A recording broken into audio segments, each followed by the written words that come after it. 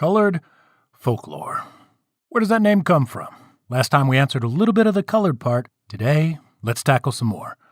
How folk met lore, and what's the difference between the two? Answered for you here and now on the Colored Folklore Podcast. Episode 0.2, Podcast Exploration, Folklore.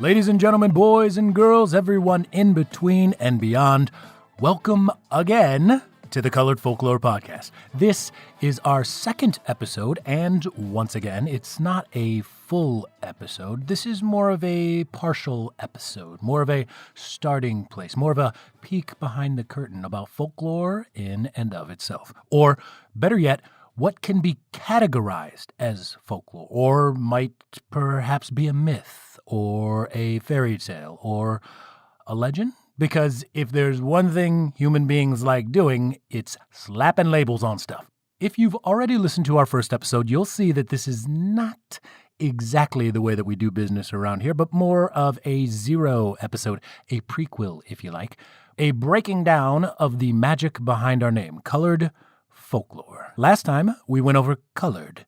This time, we'll go over folklore.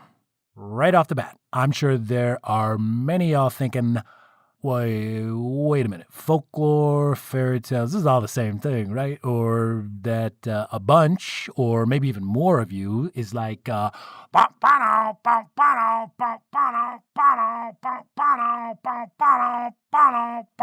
just raging against that compartmentalization machine, right? I mean, I know I was. Before I started up with fairy tale and folklore studies, which, by the way, is absolutely as awesome as it friggin' sounds, I was like, come on, man, stop splitting hairs. A story is a story is a story. But contraire, mon frere, not only is that not the case, it took me, I don't know, seriously, like 3 days to be like, holy smokes, I was wrong. I was so wrong. So what we're doing today is giving you the standard and pretty much accepted definition of what folklore is. Then I'll give you a pretty conventional example from the past and one that arguably might fit here in the present. But before we do that, we're going to go over a whole host of other labels. Tall tales, folk tales, duck tales. Woo! Come on. I mean, I'm sure any child of the 80s was thinking the exact same thing. You know what? You weren't? Really? Well, alrighty then, on to the first label.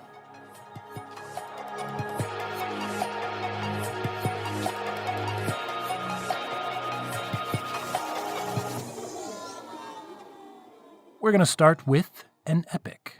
And I know. This might not exactly be where most fabulists start when defining these things, but I wanted to. And since it's my show, sit down and shut up. An epic has traditionally been defined as a genre of poetry. This is specifically a piece of writing that I think is safe to say started off as poetry and has since expanded to a number of other mediums, such as what is most recognized in this day and age as film, that encompasses some sort of heroic deeds and is rather long. One clutch historic example would be the Mesopotamian Epic of Gilgamesh, which is widely considered to be the first epic. Sidebar, if you haven't read it, I would highly suggest it. Not just because it's an interesting story, but also it's a glimpse into how stories used to be told, such as what elements were left out and what elements were left in and repeated ad nauseum. Trust me, if you've read it or if you're going to read it, you'll see exactly what I'm talking about. It most definitely makes me smile, so check it out if you get the chance. I'll link to it in the show notes. There are many, many modern examples, just as there are subgenres to the epic, such as the epic Western. But today, we're going to look at epic fantasy. For our modern example, we have Tolkien's Lord of the Rings saga. This popular set of novels turned films explore the realm of Middle-earth, where a whole host of fantastic creatures, from orcs to elves to the most terrifying of the bunch, human beings, live in not so harmonious times. Next in line, we have a parable. Now, the main point of a parable is that it distinctly teaches you a lesson, or lessons, plural. It can be put in the same group as a metaphor or a simile, and is usually a short narrative that seems to be employed most often when trying to deliver a moral lesson, such as in religious texts. Classically, this can be found in the Bible as well as the Quran, both of which I would also recommend someone read. Wherever this plays with your religious and or spiritual leanings or does not play, there's always something that can be either you know what? I'm stepping through this minefield because I don't want to be a jerk and I'm trying to be sensitive, but I just realized it's in the wrong way. I'm trying to find the moderate path. Oh, love that word. The moderate path. And I'm trying to find the in-between, the path of delicately balancing between things, and it's not me. It's not really what I want to get across here. So I'm sorry. I'm going to rephrase. The Bible, the Quran. A lot of stories in both, a lot of lessons they're trying to teach. It's as simple as that. And I think regardless of where you personally sit, it's beneficial to read things, especially if you hold something dearly. Please make sure you have, at least read it in full before you act or say something, just an idea. I was just saying. Now, a modern example of a parable would be, and I'm sorry, I'm going in the religious direction again. I'm not sorry that it's religious, just sorry that I didn't give a contrast here, but Black Mirror, Season 5, Episode 2, Smithereens. If you don't see the religious overtones, just maybe watch it again. But this parable involves, as most of, actually all Black Mirror episodes, technology. Here we see human beings' reliance and obsession with social media and mobile/cellular technology. And we get to see Andrew Scott in beast mode straight up. To be fair, does he have any other mode? I say nay. Next up, Fable. Yeah, not a super hip mid-aughts comic book by the now criminally defunct Vertigo publishing arm of DC Comics, but a type of short narrative that is so similar to a parable that there are pieces upon pieces written about the difference between the two, and really it's just one little bitty detail. The staple of a fable, that doesn't really work. Screw it. I'm going to scrap that. The main point of a fable is that there are anthropomorphized animals, plants, fantastic creatures, and or inanimate objects, or even forces of nature. Gale force winds, I'm looking at you. A parable will go out of its way to root the tale in the sidebar again. Thanks, Stuff They Don't Want You to Know, guys, for letting me borrow the quote sound. Matt, Ben, and Noel, amazing. This is a quote sound. So whenever there's quotes around something, you go in a podcast and people know what you're talking about. The real world and its message is implicit or covered within the parable. A fable is friggin' Looney Tunes, and it holds its moral at the end, explicitly. And I don't mean Looney Tunes as a diss. It's literally like merry melodies. There are so many classical versions that it's impossible choosing just one, so we won't. Cue Aesop's Fables. Totally first book I ever remember reading that is next to Stephen King's Christine, Call of the Wild, and The Secret of the Seven Crows. But hey, that's a weird, nerdy youth discussion for another day. Æsop, 7th, 6th century BCE fabulist who may or may not have really existed at all, has an incredible number of tales credited to him, such as The Tortoise and the Hare, and The Lion and the Mouse, and a whole other number of tales that read as the same, but are changed in other cultures to represent local customs, animals, etc., etc. So now I'm going to give you the chance to pause the podcast, because I want you to guess which modern fable example we're going to go with today. So whenever you're ready, just go ahead and just pause it, think to yourself, Hopefully you didn't have to think that hard, because our example, Pendleton Ward's Adventure Time. An animated television show first shown on Cartoon Network in the United States and then picked back up by HBO Max, was first led by a talking dog and his tween best friend, their companions being a talking Game Boy, a Frankensteinish microwave, a vampire, a nearly immortal woman made out of candy, and that's just the beginning. The series is seriously genius. Please, for the love of all that is good, if you haven't seen it yet, definitely check it out. Next up, we're going to take a look at old wives' tales. Or not, because it pains me during moments like these, because the fact that we even have to do this dance. I mean, come on, this is a misogynistic term, period. It is. Look to the show notes. There are a multitude of individuals that don't think so, and there are even more that can eloquently argue with all that they're worth for why it is.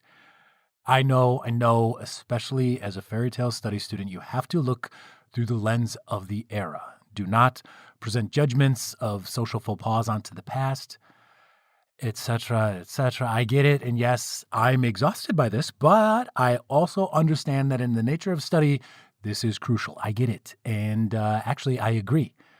When you're studying something, when you're putting the record to paper as correctly as a fallible human can do, you must be as absolutely objective as possible. Analyze what happened, where, who was involved, why, and how, and just be factual. I support it. I get it. That, however, is one of the best parts of this job. I don't necessarily have to do that. I mean, I will, because I would appreciate your trust, and I'm operating out of a place of seeking knowledge and betterment for all humankind, so I am going to do what I feel is the right thing, but in my way.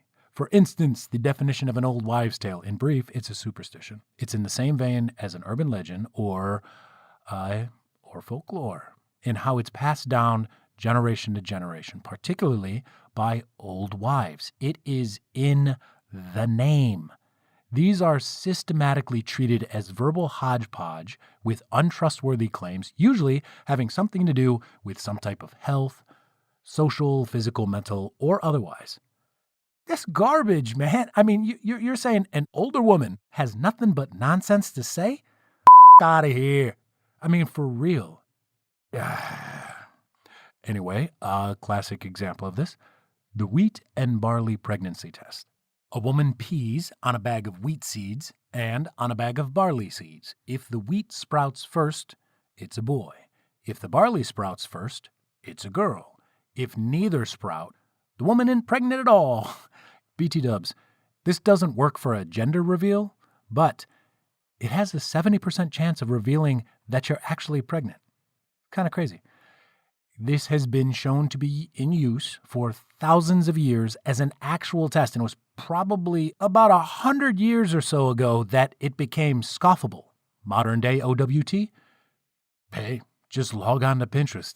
There are a number of concoctions to help with everything from acne to hair loss, from weight gain to depression. Some, I'm sure, are well-founded and work wonders. Some, probably not so much. One of my personal favorites, the colon cleanse. I mean, if there's an image on the pin of a jar with some type of murky liquid in it, man, you know it's got to work. It's going to work. Our next contestant on the next term is tall tale. Now, quick personal story about this that might help put the definition in place. My older brother, whenever talking about someone who tends to exaggerate the finer details of their story, he'll say, oh, but they like telling them tall tales. And I can pretty much hear him say that in my head whenever I read the term, and it makes me laugh.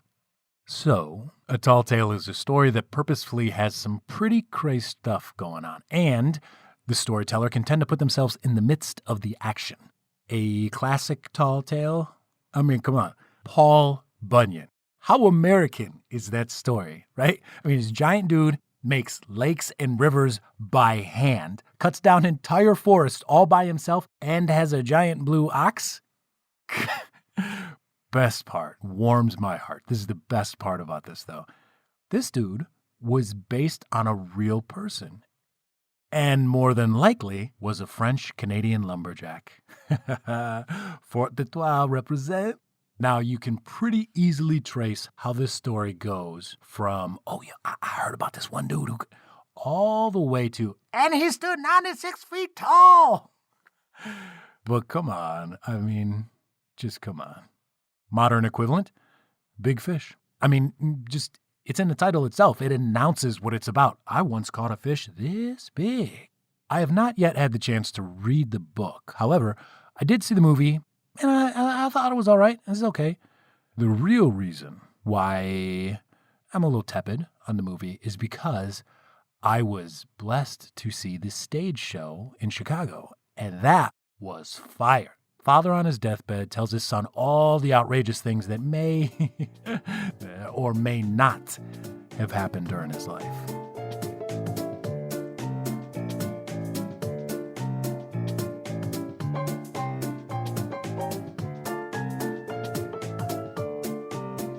And with those 5, we've trekked halfway up this storytelling mountain.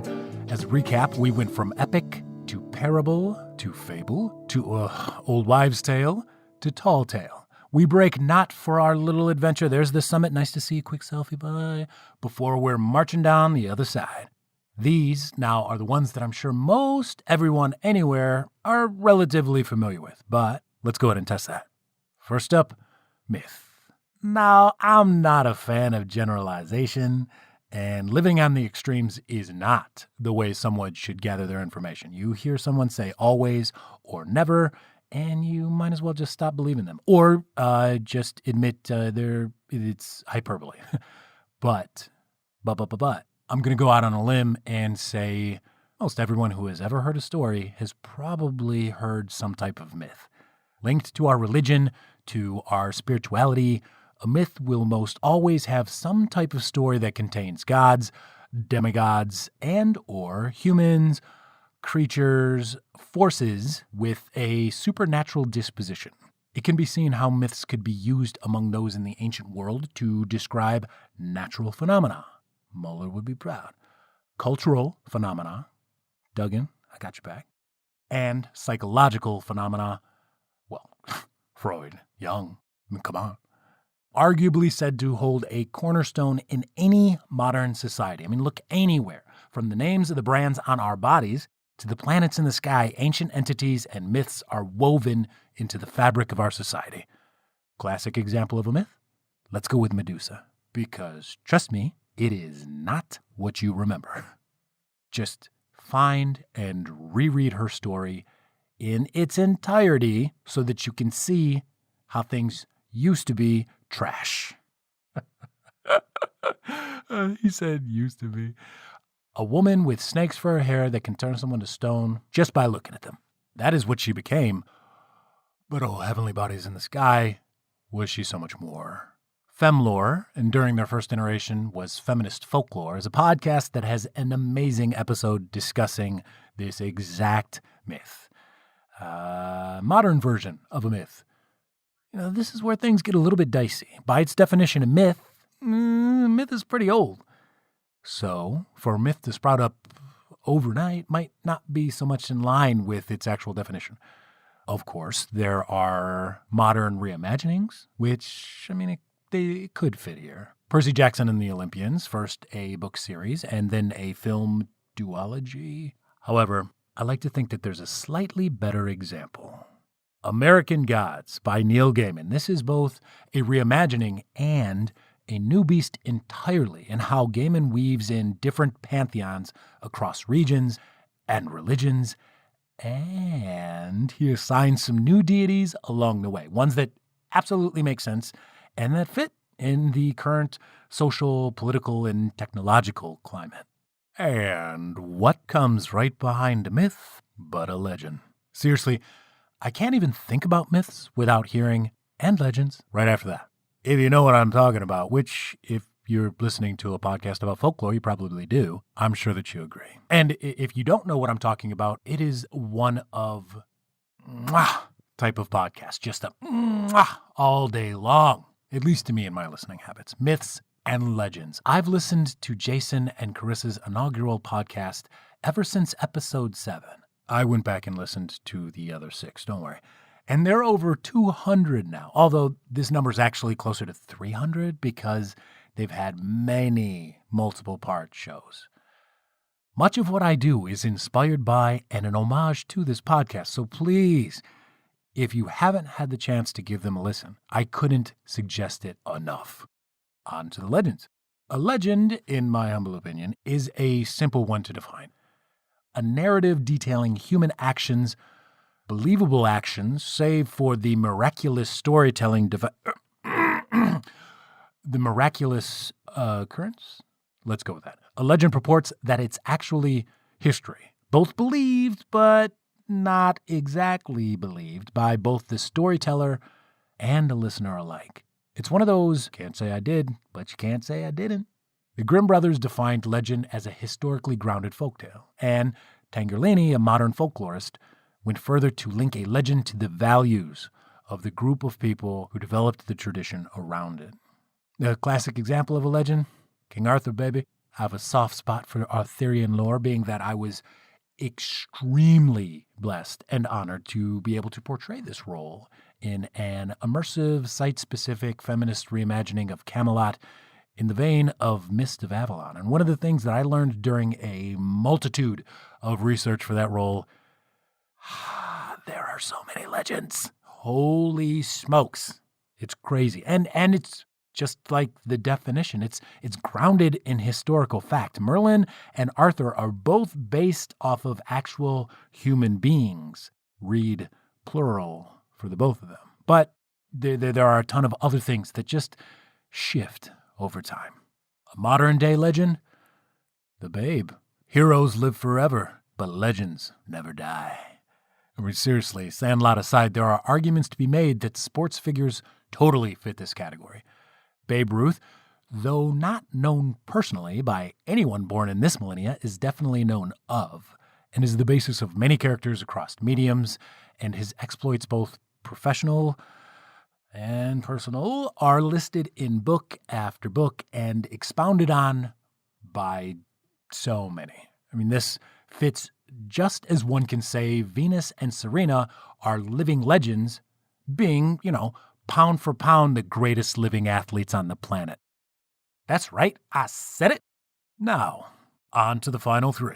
The one that everyone knows and loves, made Disney a worldwide phenomena, the fairy tale. The mega supreme, the genre, the name, the lifestyle that everyone thinks of the instant they hear anything related to children's story or magic or magical children's story. All right.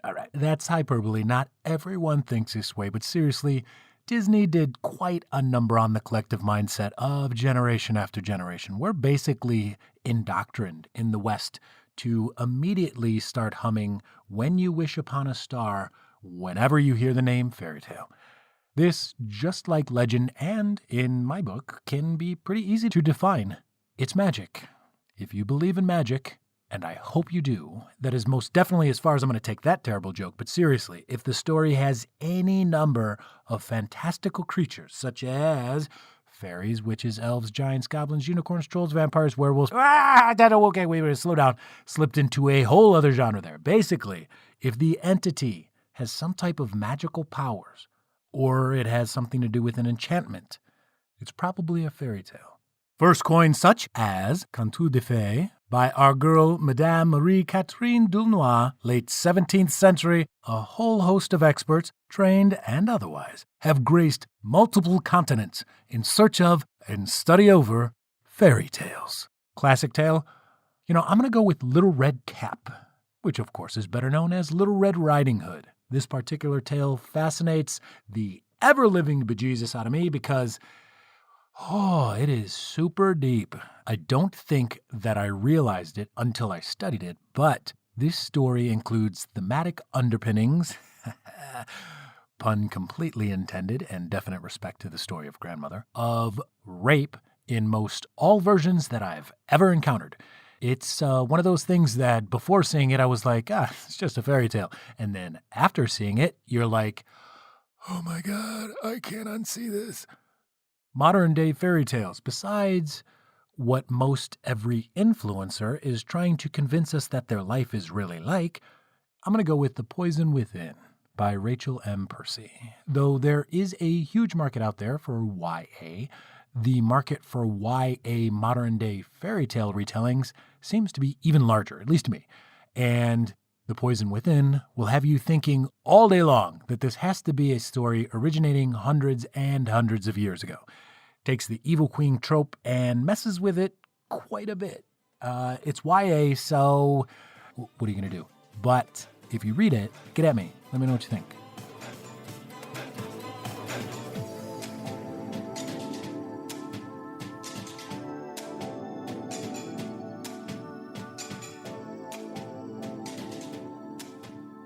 Now, with the finish line in sight, let us roll right into our next term, folktale.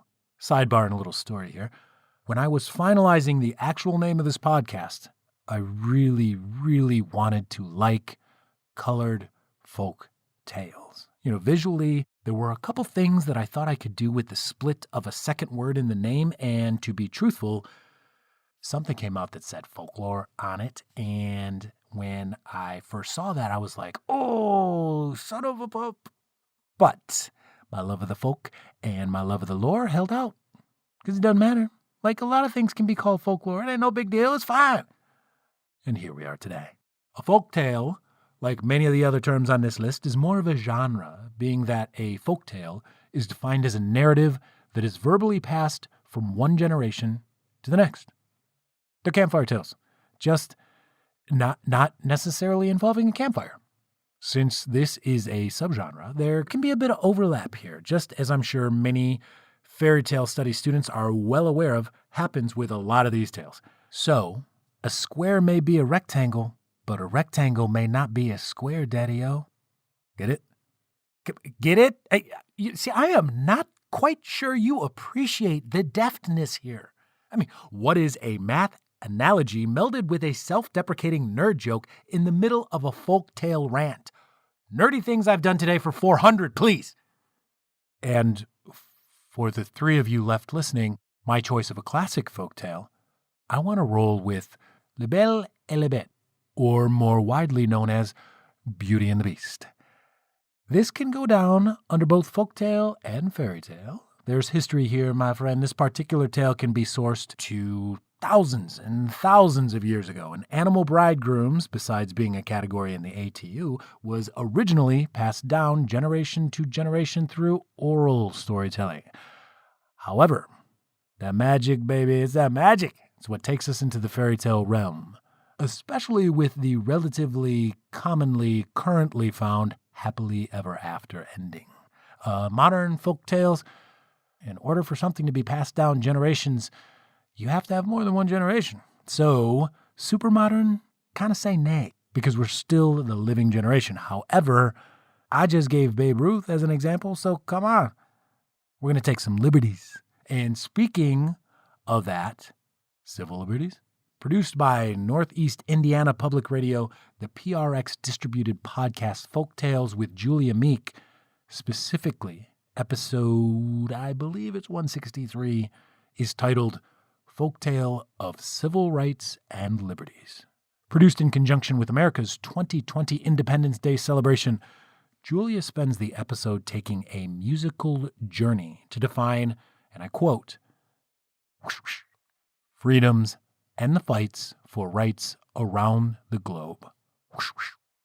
To be real, I still can't listen to this episode. just the introduction without tearing up. It's really, really cool. Folktales, much like many other forms of expression on this planet, can work wonders when delivered through a song. Rounding out our list, we have the second half, to the second word of our own title, lore. Lore is the accumulation of knowledge about something.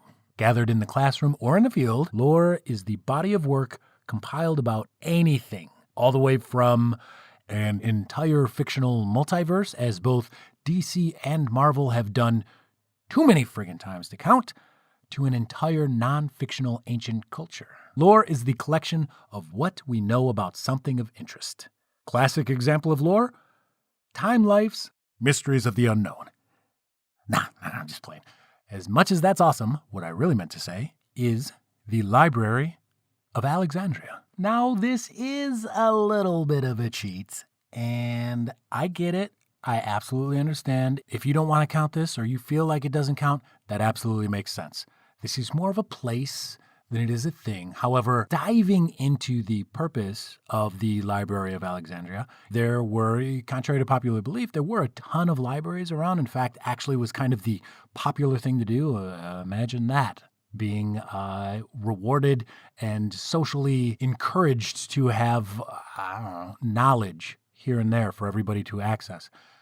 So basically, every single major urban center would have some type of library. The Library of Alexandria stands apart because they were looking to collect knowledge of everything. So I was up in the air about using this one, but I feel like it works. So we're going to go with it. Modern example of lore, besides Aaron Mahnke's very impressive body of work, can be found in Supernatural, the long-running CW series, which is about to wrap up, actually. It's pretty sad. If you're a fan of the Winchesters, you know that you probably could play a drinking game every time they mention checking the lore or researching the lore, or nothing is said about it in the lore. With as often as that happens, you'd think they'd keep their own journal, right? I mean, without their dad's journal, they'd been lost the whole damn first half of the show. But you know what? That is neither here nor there. And what is both here and there is that we've reached the final term on our list, the one to rule them all. Not literally, but more along the line. You know what? Actually, okay, without further ado, I'm just going to move on forward. So to review, we have epic, long, heroic, poetic. Parable, short story to teach an implicit lesson. Fable, short story that uses talking somethings to teach a lesson which it lists explicitly. Old wives' tale. Yikes. Superstition gossiped through the ages, quite often, about health. Tall tale. Purposefully outlandish story, setting the narrator in the middle of a legend-type story. Myth. Detailing gods, demigods, and supernatural creatures that helped ancient civilizations use story to define existence. Legend. Detailing humans' historical deeds that may or may not have actually happened. Fairy tale. Story with magical creatures and elements. Folktale. Traditional tale passed down orally from one generation to the next. Lore. The body of knowledge about a subject. And now, the chosen term for our name, the final category on the list. Drum roll, please. For real, you're not going to give me a drum roll? All you have to do is just plop. You know what? Whatever. Fine. Folklore. Once again, from thefreedictionary.com. Folklore. Broken into two syllables, folk and lore. F, a macron above an O. K, apostrophe. L, a circumflex above an O. R, apostrophe. Noun. Definition 1.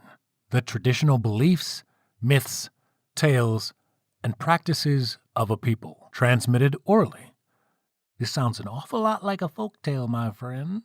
Definition 2. The comparative study of folk knowledge and culture, also called folkloristics. Nice! I love that word.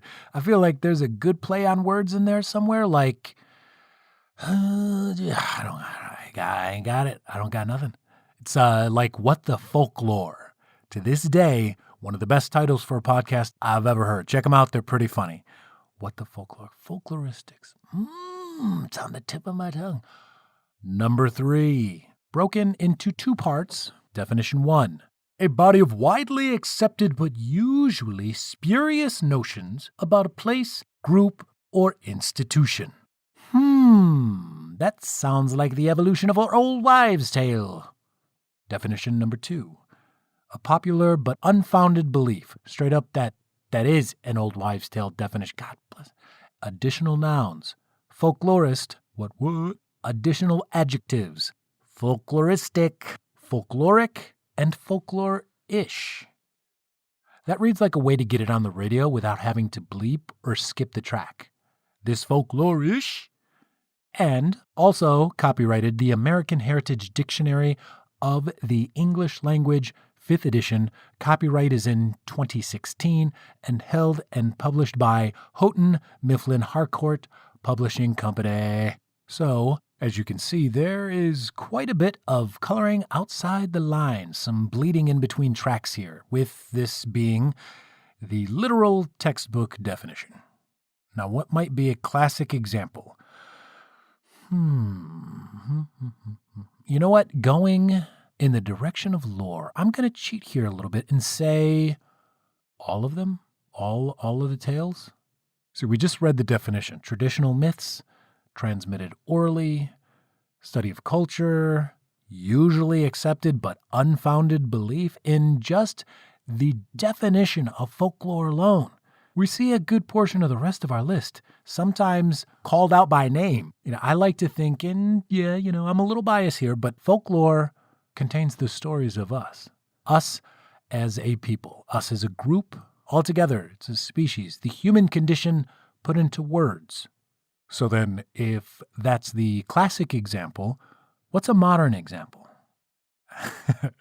You guessed it. I'm going to, again, do a little bit of sleight of hand and say the rest of this podcast. That's what we're looking to show you each and every time you download an episode or stream an episode or simply just check us out online through our website or through social media. Every time you share, every time you promote, every time you suggest, every time you upvote, every time you recommend, you're helping further the reach of the folklore for our modern day. I know. I may out and out have lost a lot of you with this ending. It is a little bit of Saint Elsewhere type of stuff going on, but it doesn't mean it's not true. Want to disagree? Want to debate? Want to find out what modern folklore may or may not be about? Go ahead and tune into our very first official episode when we start our tour of the world's colored folklore. Now, right off the bat, I know and study diligently a number of individuals who have dedicated their lives to defining what I just spent less than an hour talking about. These are infinitely, hyperbole, once again, these are very, very, very complex topics that I have gone over here today. And with all of my adult ADHD, terrible jokes, and pop culture references, and ability/lack thereof, I could very easily have misread any one of these things, misresearched any one of these authors, and just flat out gotten wrong a lot of my points, a lot of my stances, and I'm sure all of my examples are debatable. See, I hope that it's not the case in me being wrong or insanely wrong. I've worked very hard in trying to make sure that it's not the case. But if there is one guarantee in this world, above all, I will be wrong. I have been wrong before. I'll be wrong in the future. I have moments when I really, really appreciate being wrong because that gives someone the chance to teach me. I love learning. I love stories. I love being able to combine the two. And for me, it has been a dream come true. So I apologize very deeply if any of this is incorrect. It's definitely not my goal, and please let me know any of the corrections that you think or have or anything that's on your mind. You can do this by emailing us at info@coloredfolklore.com. All of our socials have the handle Colored Folklore, or check us out at the website www.coloredfolklore.com. Thank you for your patience as we made a prequel deep dive into our name and our topic. Next time, we'll be coming at you for the official first episode of the podcast, where we're taking our first stop on the folklore train, looking at the creation myths of sub-Saharan Africa. And our folklore fact will be coming from the same part of the world.